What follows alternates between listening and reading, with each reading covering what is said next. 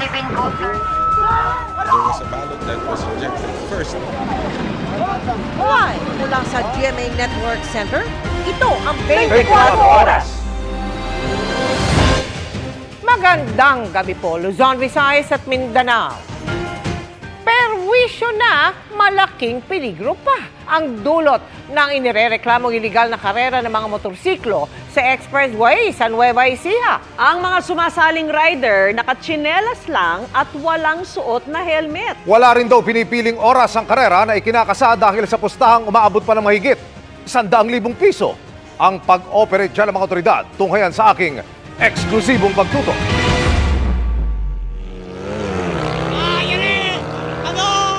Nakarating ito sa PNP Highway Patrol Group.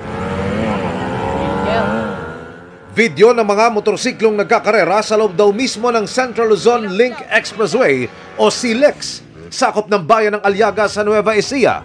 Tumatakbo ng higit sa 100 kilometers per hour na nakatsinelas lang at walang suot na motorcycle riding gear at helmet. Wala raw pinipiling oras ang karera kahit hapon, kung kailan nakakaabala sa ibang mga kotseng dumaraan o kaya sa gabi, kahit pa walang ilaw sa kalsada. Basta't naikasa na ang pusta, tuloy na umano ang karera. Mabigat po ang pustahan po dito, per bitaw kung tawagin po nila, 50,000 hanggang lumabis at dumagdag na po ng dumagdag per bitaw at umaabot po rito sa higit kumulang mga 150,000. Ito ang inoperate ng PNP HPG dahil na rin daw sa nag-uumapaw na reklamong nakarating sa kanila kamakailan. Dahil nga po open yung kanilang mga mufflers, ay talaga pong nagiging sakit ng ulo po. Iyan po ay isa sa mga kanilang inirereklamo.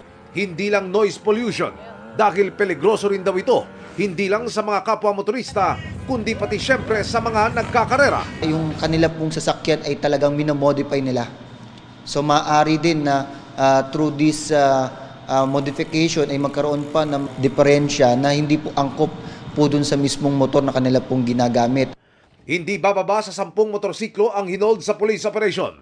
6 na rider naman ang tinikitan dahil sa paglabag sa land transportation at traffic rules. Patuloy naming sinisikap na makuna ng panig ang mga hinuli ng HPG. Nakikipag-ugnayan na rin daw ang pulisya sa pamunuan ng CLEX para hindi na pamugaran pa ng mga iligal na nangangarera ang expressway na ito. Ito po'y illegal. Kung talaga pong nais po nilang lumakilahok sa mga racing, meron po tayong mga certified or meron po tayong mga approved ng ating pong pamahalaan. Para sa GMA Integrated News, Emil Sumangil, nakatutok 24 oras. Inaresto sa Cebu ang babaeng nag-post online ng inedit o minanipulang pahayag ng Pangulo tungkol sa iligal na droga. Labis ang pagsisisi ng suspect na nagawa umano ang krimen para sa views sa kanyang social media account na kanya raw pinagkakakitaan. Nakatutok si John Consulta. Ay, BBM pala. So pinapatawag sa opisina ng NBI para imbestigahan. Pwede i-delete ko lang, sir. Hindi, kailangan mong pumunta sa opisina talaga. Sinubukan pang magmakaawa pero tuluyang inaresto ng NBI Cebu ang babaeng ito sa Oslob dahil sa isang mapanirang post online. Kinopya at inedit raw ng 39 anyos na suspect ang post ng isang media network kaugnay sa isang pahayag ni Pangulong Bongbong Marcos para baguhin ang mensahe nito ukol sa iligal na droga. Ito yung post in question. Legal na daw ang droga, bago angry face na emoji. Grabe naman ka, Marcos. Ngayon harapin mo lahat ng hamon kung makakagabalik ka pa pagkaluoy sa mga inosente. Tinrace namin with the coordination with the Office of the Director. Ayon sa NBI, nagawa raw ito ng suspect para sa views. So sa ginagawa mong ganyan, kumikita ka? Oo po, pero maliit lang po siya. One centavos dollar lang po. Minsan walang dollar. So depende sa dami ng viewer mo, ang natatanggap mo na bayad. Ganun ba? Po, pero tiningnan ko yun. Wala siyang dollar po kahit isang centavos. Alam ko lang, dinilit ko na lang po. Mensahe niya sa Pangulo. Sorry, patawarin niyo ako. Sisitatin niyo ako. Asawa ko po. Wala na trabaho. Violation ng Article 154 ng Revised Penal Code, yun ay illegal use of publication in relation to cybercrime law. Ang penalty niyan ay 6 months and 1 day to 6 years plus a fine of not more than 200,000 pesos. Unti-unti na kami, kumukuha kami, nakikipag-cooperate sa amin ang Facebook, nakikipag-cooperate ang TikTok.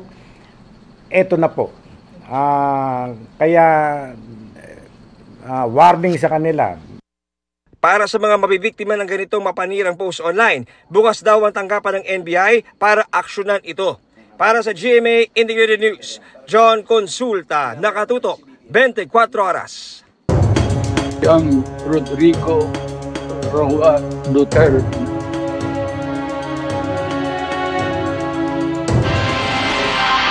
Gagawin ng kampo ni dating Pangulong Rodrigo Duterte ang lahat para agad siyang maibalik sa bansa. Pero pagdidiin ni Vice President Sara Duterte, ito ay sa pamamaraang legal lamang. Kasama dito ang paghahain ng petisyon para sa interim release ng dating Pangulo. Mula sa The Hague, Netherlands, nakatutok live si Mariz Umali. Mariz? Mel, sabi nga ni na Vice President Sara Duterte at Lead Counsel Attorney Nicholas Kaufman, ang focus nila ngayon ay makalaya at makabalik sa bansa ang dating Pangulo na si Rodrigo Duterte sa lalong madaling panahon. After elections or prior to the elections? Why not? That's his country. That was where he was born. Why should he not go back? So, I mean, as far as I'm concerned, he's being illegally detained here and he should go back to the Philippines as soon as possible. Yan ang komento ni Attorney Nicholas Kaufman sa sinabi ni Vice President Sara Duterte na gagawin nila ang lahat para mapauwi ang dating Pangulo sa Pilipinas. Tumatakbong mayor ng Davao City si dating Pangulong Duterte. Gusto ko din talaga i-demand na nandun yung mayor namin, nagtatrabaho para sa syudad. Sabi ng bise, gagawin nila ang lahat para mangyari ito. Kung hindi kami mag-isip, mga Dabuenyo, kung paano namin madala yung mayor namin doon, wala talagang mangyayari. So, dapat we exhaust all means possible. Whether it is written in law or it is not written in law, except anything illegal. Revolution is out of the question. Mailap sa detalye, lalo sa diskarte ng defense team si Attorney Kaufman. Pero sinabi niyang bahagi ng mga plano nila ang paghain ng petition for interim release. Interim release is par for the course at this institution. In nearly every case, an application for interim release is submitted. I'll file it when I feel it appropriate. Binanggit kahapon ni Vice President Sara na pinag-aaralan nila ang paghiling ng legal aid mula sa ICC. Sabi ni Kaufman, di raw kailangan ng assistance o serbisyo ng ICC Office of the Public Counsel for the Defense. There's no need for the OPCD. I think that's the unit that you're referring to. They're a very important unit at this court, but they provide logistic assistance, administrative assistance, but they don't provide substantive assistance to any team at the court, whether it be legally aided or privately funded. People loved the former president, and I'm sure that they would pay out of their own pockets in order to ensure that he has the proper defense. Mel, sabi pa ni Vice President Sara ay darating din dito sa The Hague ang kanyang inang si Elizabeth Zimmerman para dumalaw sa dating Pangulo. At inaasikaso na rin daw ng kanyang mga kapatid ang kanilang visa para makalipad din dito sa The Hague para sa 80th birthday ng kanilang ama na si dating Pangulong Rodrigo Duterte sa March 28. At yan muna ang pinakasariwang balita. Mula pa rin dito sa The Hague, Netherlands. Balik sa iyo, Mel. Maraming salamat sa iyo, Mariz Umali.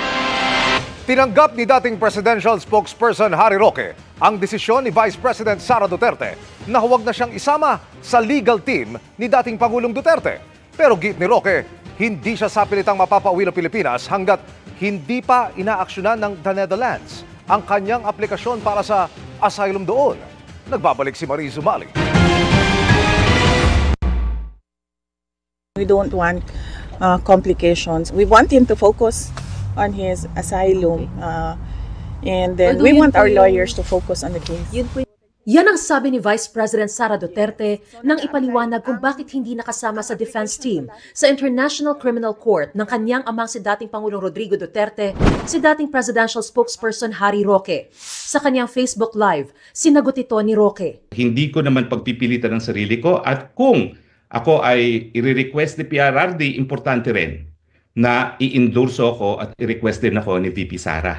Miski ako'y piliin ni Presidente Duterte, kung ayaw ni VP Sara at ang gusto ni VP Sara, mas iba mag-represent. Ma'am, that's your call. Sabi ni Roque, susunod siya sa kung anuman ang sabihin ng Vice Presidente.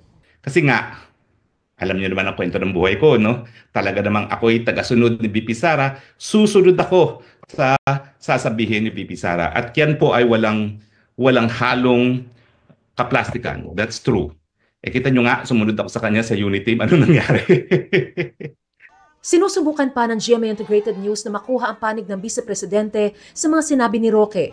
Sa ngayon, sabi ni Roque, na ihain na niya ang kanyang asylum request sa the Netherlands dahil sa anyay political persecution sa kanya sa Pilipinas. Pero kahit application pa lang ayon kay Roque, hindi na raw siya pwedeng hulihin o sapilitang pabalikin sa Pilipinas. Hindi niya ako makukuha hanggang hindi umaakto ang Dutch authorities dun sa aking application. Yun po ang tinatawag na non-refuma. Matatanda ang nahaharap si Roque sa reklamong qualified human trafficking kaugnay ng Lucky South 99 Pogo sa Porac, Pampanga. Muli namang iginiit ng Malacanang na mainam na umuwi na lang si Roque dahil hindi naman siya parte ng legal team ni Duterte. Mas maganda pong umuwi muna siya dito at patunayan niya po talaga na siya po ay walang kasalanan. Siya mismo po ang nag-amin, ang mga kwento, ang mga dokumentong kanyang sinabi sa Quadcom hearing. Hindi po ba mas maganda na siya rin po ang mag-present nito para mapatunayan niyang siya ay malinis? Isasangguni raw ng Malacanang sa Justice Department ang posibleng magiging susunod na hakbang para mapauwi si Roque. Mula rito sa The Hague, Netherlands, para sa GMA Integrated News, Mariz Umali nakatutok, 24 oras. Hindi dapat isuko ng Pilipinas ang soberanya ng bansa sa iba. Yan po ang pahayag ng Iglesia ni Cristo sa gitna ng usapin ukol kay Pangulong Duterte na inaresto at nakadetain ngayon sa The Hague sa bisa ng arrest warrant ng International Criminal Court. Sa isang programa sa Net25, sinabi ni INC spokesperson Ka Edwil Zabala, yan daw ay dahil tiwala sila sa kakayahan ng mga hukom sa Pilipinas na ipataw ang tamang hustisya at pairalin ang katarungan. Sino man daw Pilipino sa bansa na may ginawang paglabag sa ating mga batas ay dapat litisin sa ating bansa. Gumagana naman nila ang sistema ng hustisya sa bansa at nagtitiwala raw ang Iglesia ni Cristo sa integridad at kakayahan ng hudikatura para pagpasyahan ang ganitong usapin. Hindi rin daw sang-ayon ang INC sa anumang hakbang na di naaayon sa batas. Kung ano raw ang tama at nasa batas ng bansa, yun daw ang dapat pairalin at hindi dapat pilipitin para umayon sa kagustuhan ng sinuman. Ikinalungkot din ng INC ang di raw pagdinig ng gobyerno sa kanilang ikinasang peace rally noong Enero. Kasabay ng lumalaking demand sa mga itlog ang pagtaas ng presyo nito ayon sa Philippine Egg Board Association. Bumaba man daw ang presyo ng itlog sa nakalipas na 2 buwan, hindi naman niya naramdaman sa mga pamilihan. Nakatutok si Bernadette Reyes. Sa monitoring ng Department of Agriculture, bahagyang tumaas ang presyo ng itlog mula sa prevailing price na 8 pesos sa kada piraso ng medium-sized na itlog noong nakaraang linggo hanggang 9 pesos na ito sa mga pamilihan sa Metro Manila. Tumaas po ng bahagya. Alas 10 piso. Kada tray. Adjust ng konti. Kaya yung iba naglilitan. Kasi yung dating 210, 200, 220 na lang. 220 na ngayon. Ayon sa Philippine Egg Board Association, dahil yan sa lumalaking demand, kabilang ang mas malakas na konsumo ngayong election season. Yung pong presyo po ng baboy, alam po natin na tumaas eh. Ngayon, nag-shift po yon sa manok. Ngayon, early this year, itong first quarter, tumaas din po ang presyo ng manok. Malaki po yung tinaas ng presyo ng manok. Meron din pong percentage. Nag-shift naman po papunta ng itlog. Sa ngayon, umaabot hanggang 6 pesos and 80 centavos ang farm gate price ng itlog, pero hindi naman dapat labis-labis ang presyo sa mga retail outlet. Reasonable raw ang hanggang 2 pisong patong mula sa farm hanggang makarating sa consumer ang itlog. Ayon sa Philippine Egg Board Association, bumaba ang presyo ng itlog noong buwan ng Enero at Pebrero. Sa kabila nito, nananatili raw mataas ang presyo ng itlog sa mga retail outlet. Sa sari-sari store nga na ito, nakapako ang presyo ng itlog sa 10 piso kada piraso.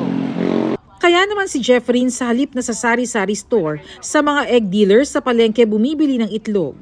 Sa tindahan po kasi, mahal po kada isa po. So, bali 10 piso po. Kapag 15 po yung binili ko sa sari-sari store po, 150. Pag dito po, 125 lang po. Ito po yung tinatawag nating disconnect sa presyo ng retail at ng farm gate price. Napakahirap pong sabihin na meron pong nag-take advantage. Itama lang po natin yung price difference from retail to farm gate prices. Dito po sa amin, pag bumababa, mababa rin po yung presyo. Sa sa labas po siguro sa mga retail po sa mga tindahan, ganun pa rin yung presyo nila. Dapat, pag mataas sa tsaka sila magtataas. Pag mababa, magbababa sila. Pero wala sa inyong problema? Wala sa inyong problema. Hindi kami sa farm kumukuha. Diyan lang sa palengke.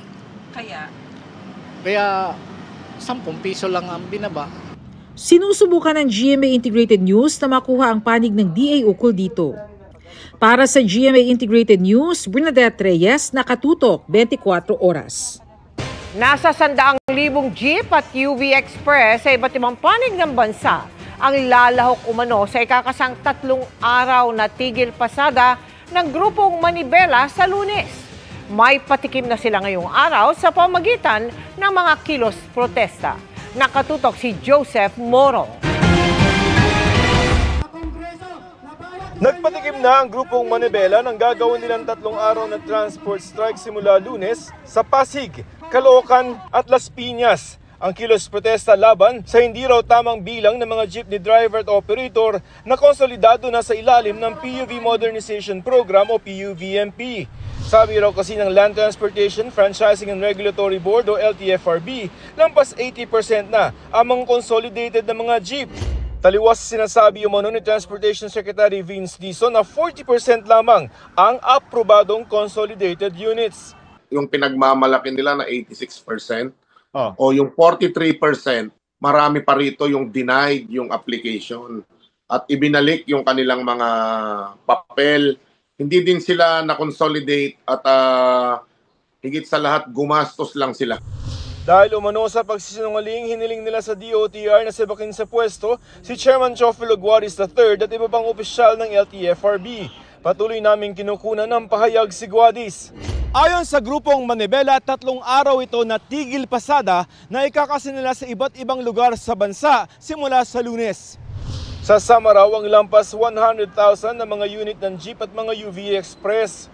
Wala naman po tayong magagawa doon. Ang concern lang naman po natin, yung mga commuter natin na para wag naman silang mahirapan. Hindi naman kasali sa tigil pasada ang grupong Piston na tumututol din sa PUV Modernization Program. Kanina, hinarap sila ni Transportation Secretary Vince Dizon habang nagkikilos protesta sa opisina nito kontra sa PUVMP. Reklamo pa ng Piston, hindi raw pinapayagang makapag-renew ng kanilang provisional authority ang mga hindi sumunod dito. Gaya ng gusto ng Manibela, hiniling ng Piston na payagan sila makapag-renew ng provisional authority ng 5 taon.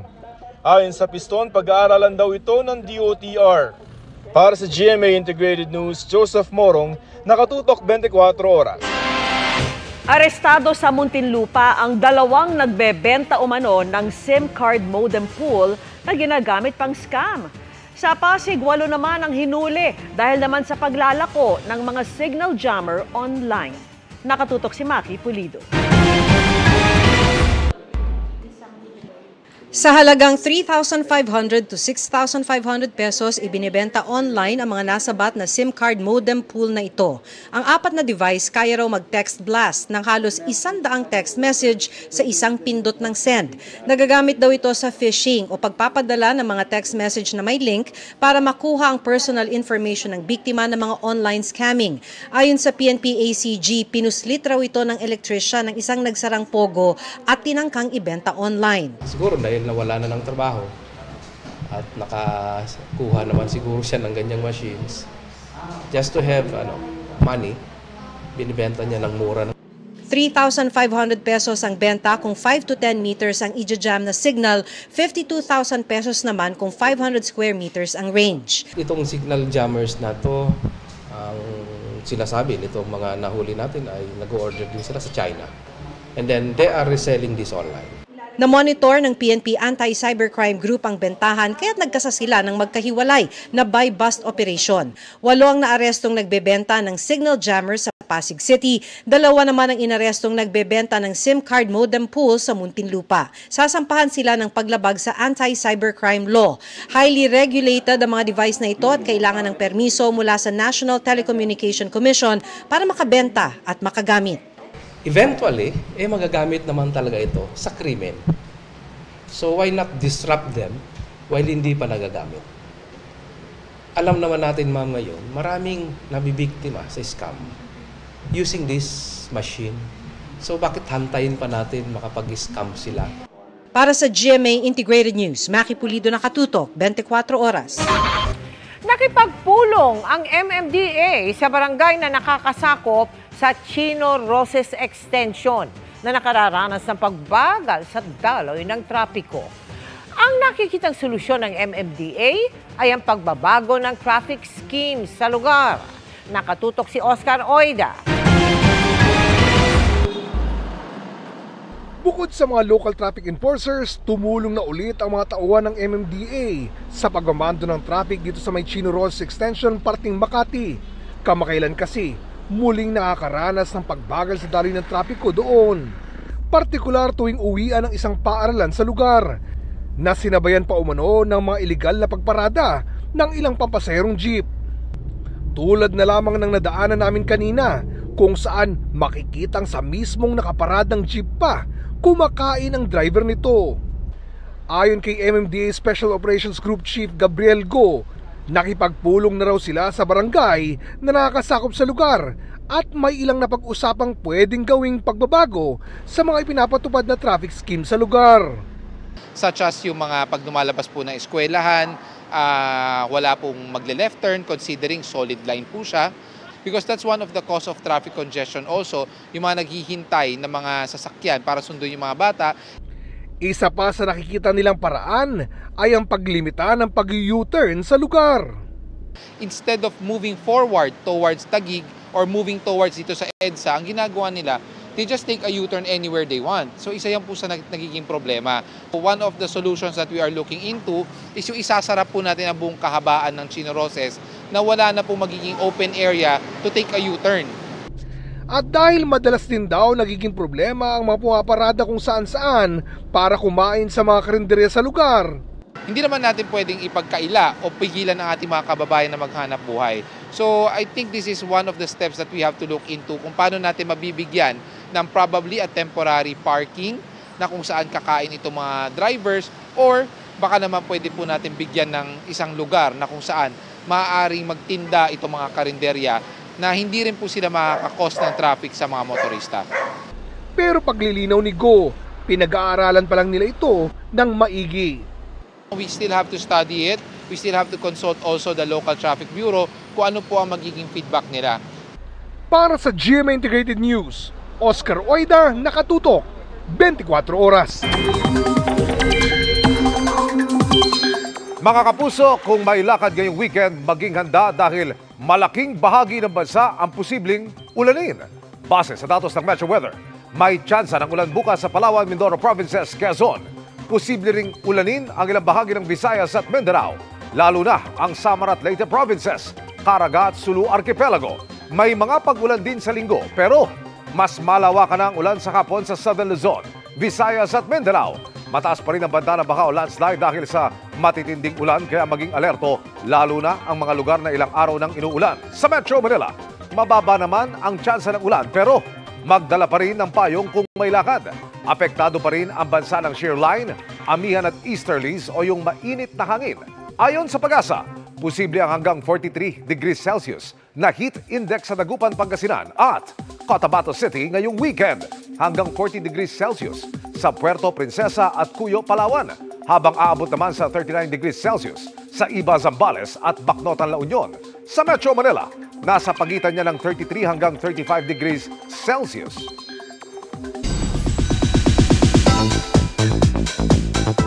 Non-negotiable para kina Kylene Alcantara at Kobe Paras ang quality time sa gitna ng pagiging busy sa kani-kanilang showbiz commitments and projects. Couple goals nga raw ang dalawa para sa fans. Kaya ang isa sa kanilang mga tagahanga nagpa-tattoo na dedicated sa kanila. Makichika kay Aubrey Carampel.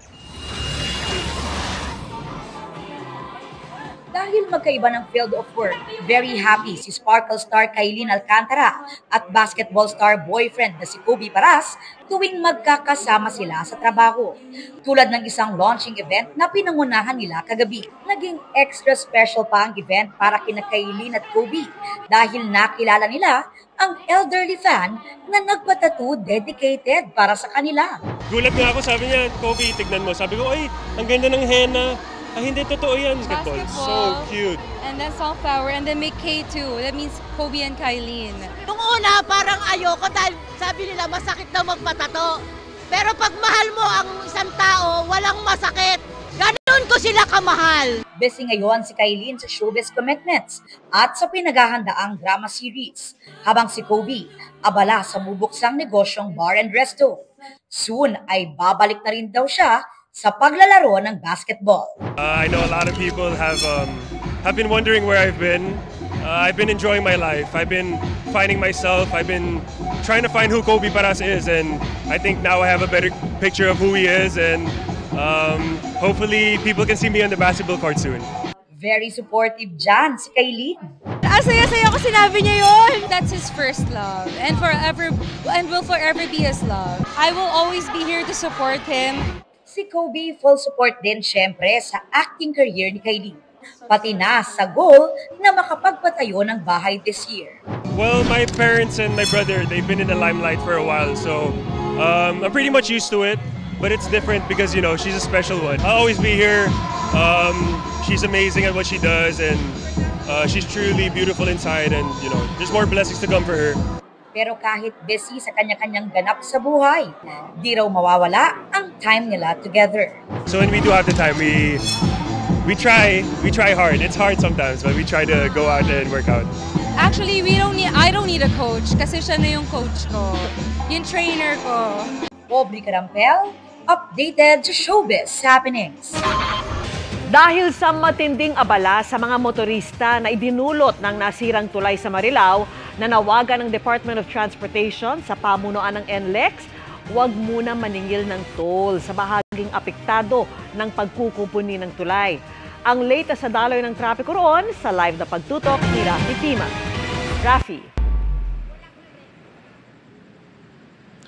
Vicky, mabagal pa rin ang daloy ng trapiko dito sa north at southbound lane ng NLEX at hanggang sa mga oras na ito ay tuloy-tuloy naman yung daloy ng mga sasakyan. Pero ayon sa pamunuan ng NLEX ay bahagyang may improvement na raw. Nabawasan din daw kasi yung mga dumadaan dito sa NLEX at piniling tumugon dun sa kanilang panawagan na dumaan sa mga alternatibong ruta. Pero mas marami pa rin daw talaga ang dumadaan dito sa NLEX at tinatyaga itong matinding traffic dito sa expressway. Mula sa Himpapawid, kita ang napakahabang pila ng mga sasakyan sa NLEX northbound pagdating pa lang ng Valenzuela.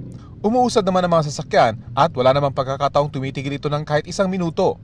Malaking tulong daw ang pagbukas nila ng isa pang linya sa ilalim ng apektadong tulay. Kaya mula sa 2, 3 lane na ang madaraanan ng mga motorista. Ika-4 ang zipper lane sa southbound ng NLEX. Kaya malaki na raw ang improvement sa daloy ng trapiko.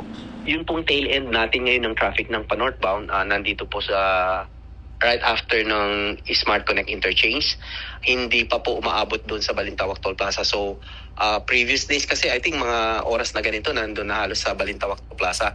Sa ngayon, inahanda na ng mga tauhan ng NLEX ang pagkukumpuni sa tulay. Nailagay na mga scaffolding at tinatanggal na mga poster sa tulay. Pero maging ang southbound lane, apektado rin ng mabigat na daloy ng trapiko, lalo na kapag bukas ang zipper lane. Umaabot daw ng 5 kilometro ang mabigat na daloy ng trapiko. At dahil Biyernes, asahan daw na bibigat pa ang trapiko ngayong gabi. Yun pong actually ginaguide po ng aming mga personnel na pa-exit po dito sa ating alternative routes. Umayaw po sila eh. They prefer po na dito na lang po sila sa loob. Dahil sa matinding abala sa mga motorista, I am demanding from NLEX na habang ginagawa ito at naaaberya ang mga kababayan natin para dun sa area segment na may aberya, ilibre muna nila ang toll. Walang dapat babayaran ng mga kababayan natin. dapat din daw magpaliwanag ang NLEX kung bakit sila nalusutan ng truck na mas mataas ang vertical clearance kesa sa pinapayagan sa NLEX. Sabi naman ng NLEX, ginagawa na raw nila ng paraan para mapabilis ang pagkukumpuni at malaman kung bakit sila nalusutan.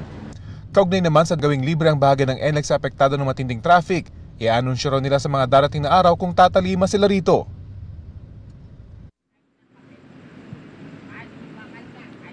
Vicky, as of 7:12 p.m., latest po ito mula sa Traffic Operations Center ng NLEX, bagya raw nabawasan yung daloy ng trapiko dito sa may northbound lane nitong NLEX ng 500 metro. Kanina kasi ay 10 kilometro yung daloy ng yung haba nitong traffic hanggang makarating dito sa may nasirang Marilao Interchange Bridge.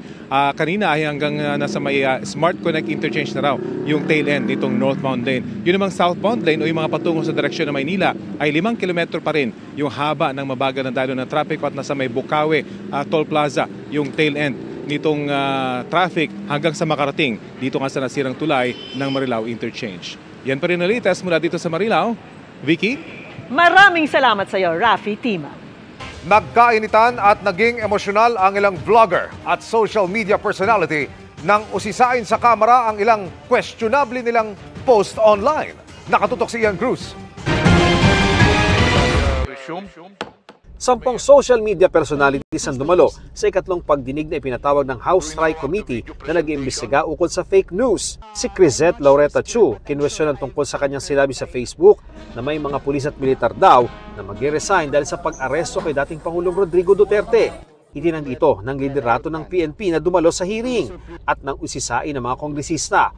Umamin si Laureta Chu na sa social media lang din niya nakuha ang impormasyong pinost niya. Are you willing to apologize to those who may have thought or have taken your statement as truthful and factual? Sir, I will not apologize only because if you read the entire post, it was to support the PNP. Inungkat din ang post ni Chu noong Disyembre kung saan tinawag niyang tanga ang gobyerno dahil sa pamimigay ng ayudang akap at pangungutang. Tinatanong kita kung saan mo kinuha ito. Sa news mo lang pala kinuha eh. Wala kang documents. Sir, nasa news po kasi na mag-uutang tayo. My goodness, ibig mo sabihin, you're going to base your statement, tanga ang gobyerno, sa news na nabasa mo, Mr. Chair, and then you're telling me you're a journalist? And you're telling me that you're speaking the truth? Mr. Chair, respectfully po, those are my feelings. Kasi binamigay natin yung pera sa APCAP. Therefore, if that's your feeling, Mr. Chair, I demand that you apologize to this committee. I will apologize, Mr. Chair, for my bad words or for... I apologize for my bad words, sir. I apologize for saying the word tanga in my post. Si Mary Gino MJ Cambao Reyes, kinwestiyon ukol sa post niya na malaking kasinungalingan ang mga biktima ng extrajudicial killing. Pero sabi ng mga mambabatas, kinumpirma ng mga naulila ng mga napatay at ng Commission on Human Rights sa pagdinig ng Quad Committee ang ukol sa EJK. If you do not apologize right now, you listen. Yes, Your Honor. If you do not apologize, I am going to make a motion to hold you in contempt. I apologize, sir, and tulad nga po ng sabi ko kanita, sa susunod po ay maghahanap na lang po muna tayo ng mga under oath. At okay, hindi po tayo magre-rely sa mga balita ng news. Salamat po. Okay po. Kaya fake news. Yan ang ibig sabihin, non-fake news. I hope that next time, kayong mga vloggers, Huwag kayong magbibigay ng opinion lang, impression ninyo. Ibigay nyo yung katotohanan, may dokumento kayo. Naiinsulto ko, I am insulted with your statement. Again, my apologies, sir. Yung tinawag mong criminal forces, kasama kami dun eh. Ikaw naman, mag-isip naman kayo. Ang hirap nito, Mr. Chair, itong mga vloggers na iba, ito ang mga tanga eh. Tatanga-tanga ang gobyerno. Mag-isip kayo. Gusto kong sabihin ngayon, Mr. Chair, publicly, ikaw ang tanga. Yun pong pag-iyak ko at yung walang patid na pag-apologize ko is coming from the fact na dahil ayoko pong makontempt, ayoko pong ma-detain dahil may dalawa po akong nasa critical condition na nanay at mother-in-law. Si Philippine Coast Guard spokesperson Commodore J. Tariela, kinumpronta pa ang vlogger na si Mark Lopez na nagsabi sa kanyang post na taksil siya sa bayan at sunod-sunuran sa Amerika. This is a good example of how like Mr. Lopez is countering our factual narrative in the West Philippine Sea. And this is the reason why we need to counter fake news purveyor like Mr. Mark Lopez spreading wrong information. What do you mean that the Philippines is using water cannon? Mr. Chair, ang sinabi ko nga po, ang Pilipinas po, nag-water cannon. Pwede po mag-water cannon. Hindi. Walang pwede. Sinabi mong mag-water cannon. Mr. Chair, sige po. Mr. Chairman, with this, Mr. Chairman. Mag-apologize po ako. Mali po ako. Sige po, fake news po ako. Para sa GMA Integrated News, Ian Cruz ang katutok, 24 oras.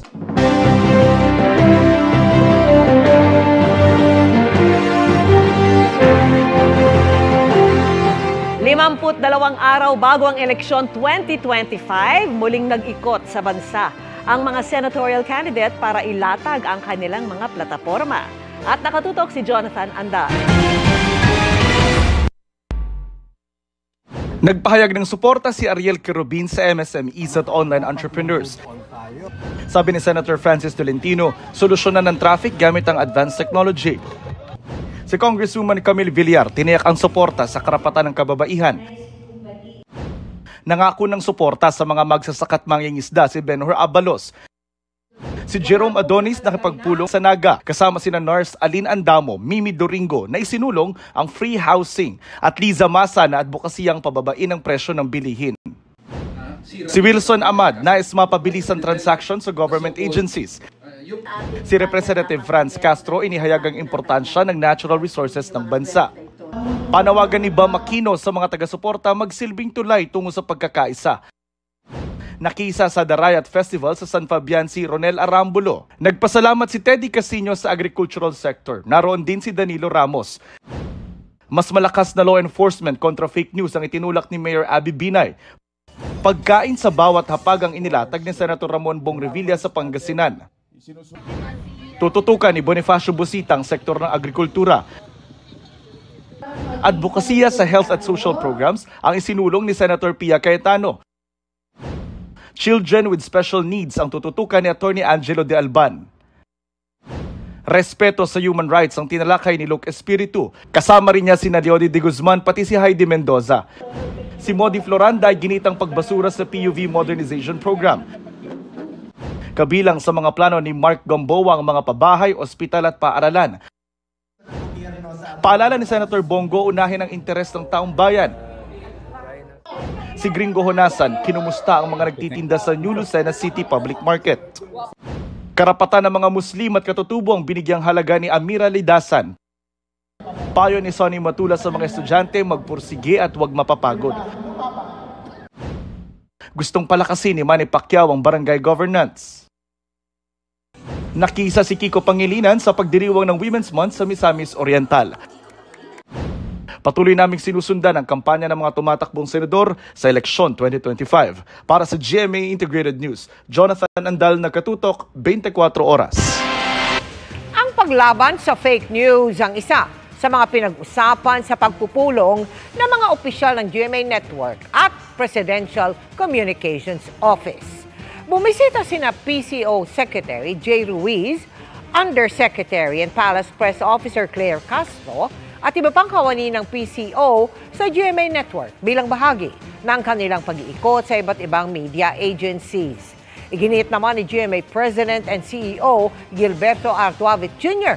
na kaisa ang GMA sa advokasiyang labanan ang fake news. Noong isang taon, inilunsad ng GMA ang Panata kontra Fake News, kasama ang nasa 60 organisasyon. Kasama rin sa pagpupulong sina GMA Senior Vice President Attorney Annette Gozon Valdez, Senior Vice President and Head of GMA Integrated News, Regional TV, and Synergy Oliver Victor B. Amoroso, at Vice President and Head of Corporate Affairs and Communications, Angela Javier Cruz. For 75 years, GMA has consistently stood for integrity, objectivity, truthfulness, and balance in the news and information we disseminate. Our fight against fake news, it's not just the government's fight. It's everybody's fight.